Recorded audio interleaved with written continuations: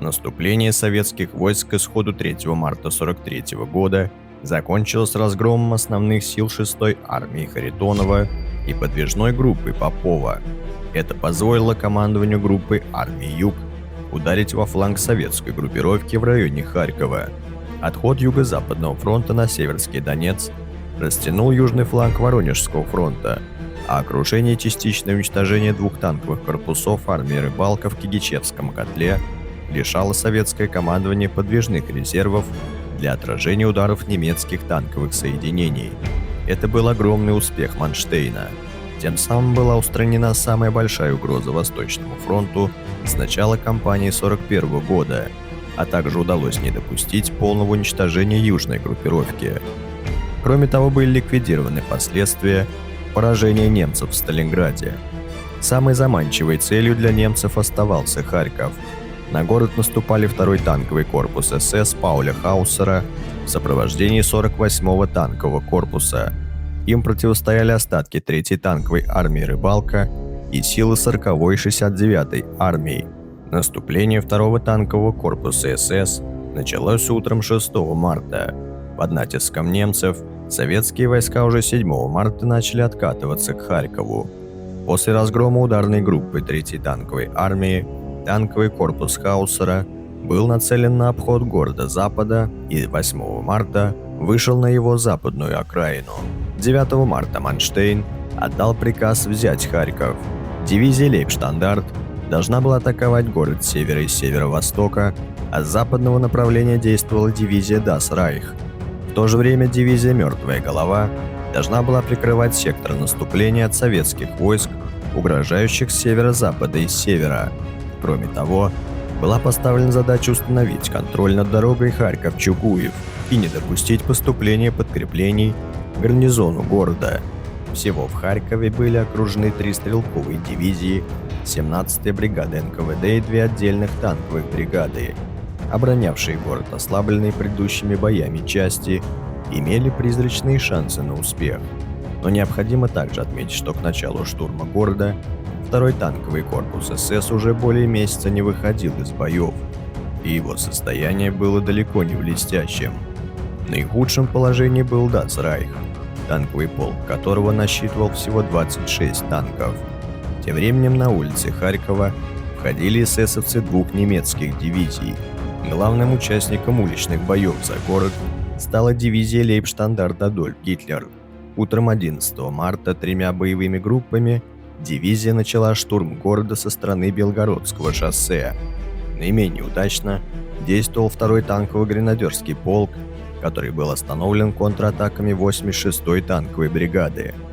2-й полк дивизии продвигался быстрее и даже вышел к главной площади города.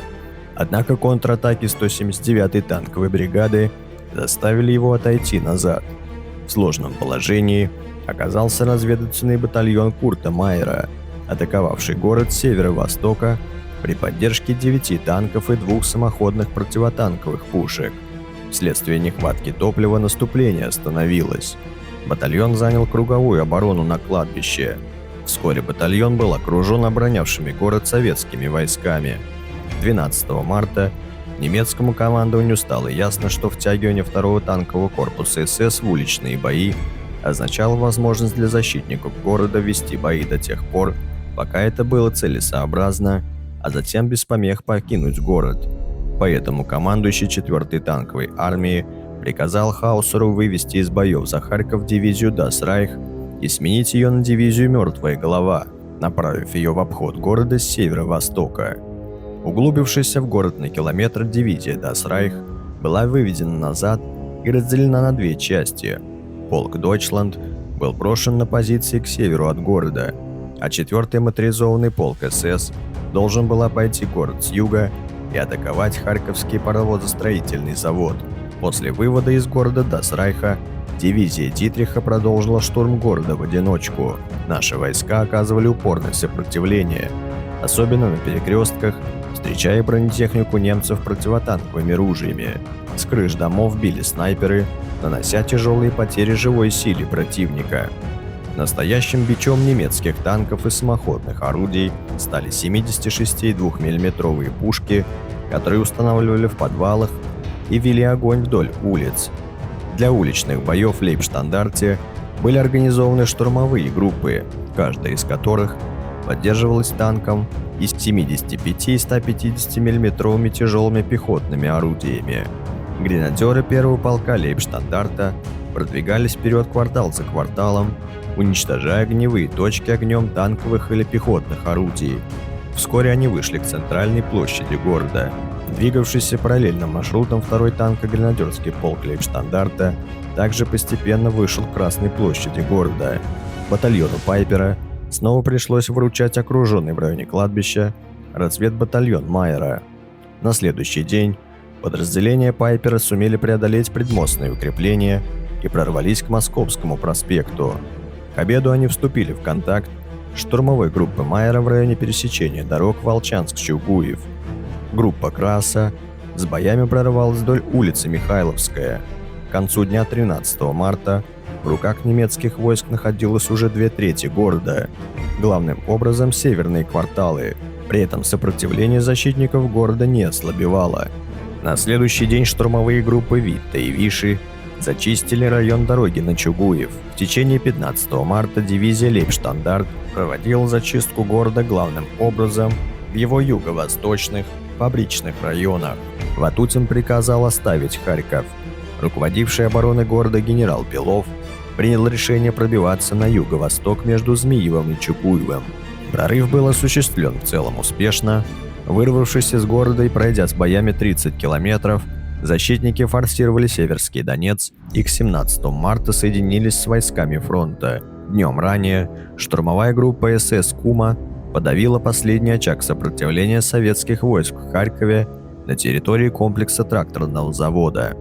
Генерал Хаусер, который 4 недели назад оставил город вопреки категорическому приказу Гитлера, за 6 дней снова взял его штурмом.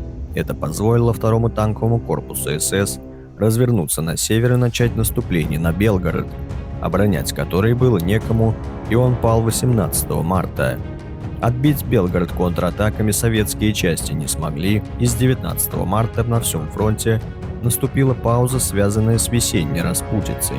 По результатам боев с 4 по 25 марта войска Воронежского фронта отступили местами на 150 километров, что привело к образованию Курского выступа, где в июле 43 года состоялось гигантское сражение. С тактической точки зрения, сражение за Харьков показало возрастание роли танков как средство борьбы с себе подобными. В этом отношении показательна статистика, нашедшая свое отражение в донесении моторизованной дивизии «Великая Германия». В период с 7 по 20 марта соединение отчиталось об уничтожении 269 советских танков, из числа которых 188 танков были подбиты танками Т-4, а 41 боевая машина были уничтожены САУ «Штук-3». Таким образом, танки Т-4 с длинноствольными орудиями записали на свой счет 69% подбитых советских танков. Вклад «Тигров», составлявших 6% численности танков соединения, это 11% общего числа уничтоженных дивизий танков. Боевая эффективность рабочей лошадки танковых войск Германии в качестве противотанкового средства была вполне сопоставима с «Тигром». Третья попытка освобождения Харькова также закончилась трагично. Город остался под немцами, и разгром советских войск затмил их поражение под Сталинградом. Эта победа вернула войскам вермахта веру в собственные возможности, а советские войска теперь с тревогой ждали предстоящей летней кампании, наученные горьким опытом предыдущих сражений на этом участке фронта.